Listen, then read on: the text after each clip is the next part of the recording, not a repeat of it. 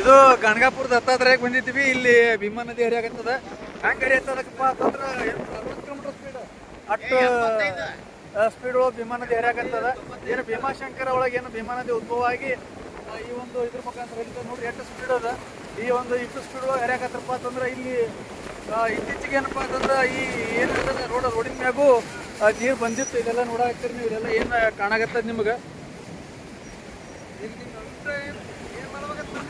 ಕಾಣಕತ್ತದ. ನೀರಿನ ಓಟ್ ನೋಡ್ರಿ, ಫುಲ್ ಗಿಚ್ಚಿ ಗಿಲಿಗಿಲಿ ನೀರು ಬಂದದ.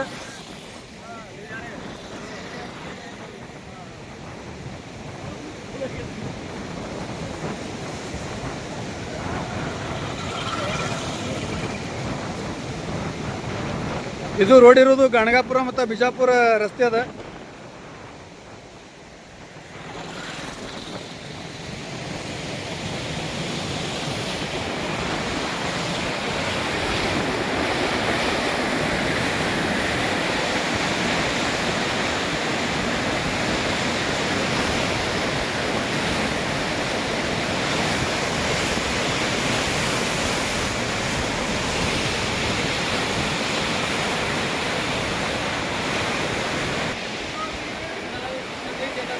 ಹಾಂ ಹಾಂ, ಫುಲ್ ಪೂರ್ತಿ ಮ್ಯಾಗ ನೀರು ಬಂದಾವು.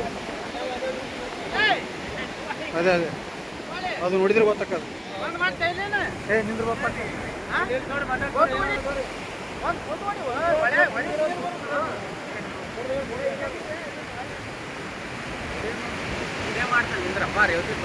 ಸರಿಯಾಗಿ ಹೊಡಿ ಫೋಟೋ ನನಗೆ ಹಾಕ್ಬೇಕು. ಹಾಕ್ ಅರಿಂದ ನೀಡ್ರಿ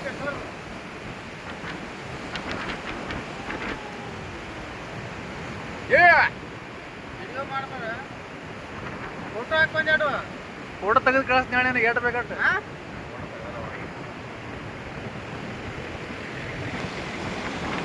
ಅಣ್ಣ ಈ ಕಡೆ ನೋಡು.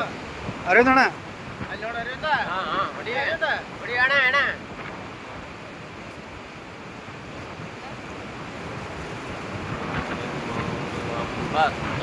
ಹಾಂ ನಡ್ರಿ ತಮ್ಮ 100 ಕಿಲೋಮೀಟರ್ ಕೆತ್ತಬೇಕು. ನಡ್ರಿ ಹೊಡಿ.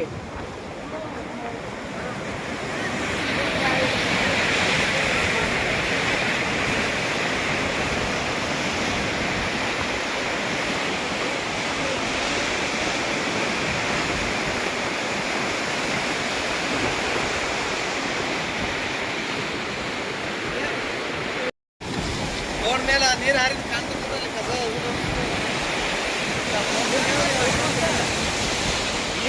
ಗೊತ್ತಾಗ್ತದೆ ಅಪ್ಪ ರೇವತಿ ತೋರ್ಲಕ್ಕ.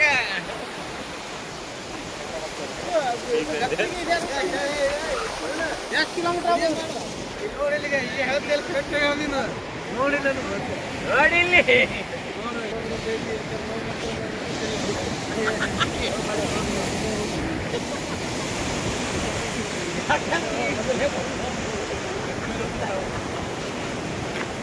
ಸೊ ಇದು ಇರೋದು ಗಣಗಾಪುರ ದತ್ತಾತ್ರೇಯ ದೇವಸ್ಥಾನ.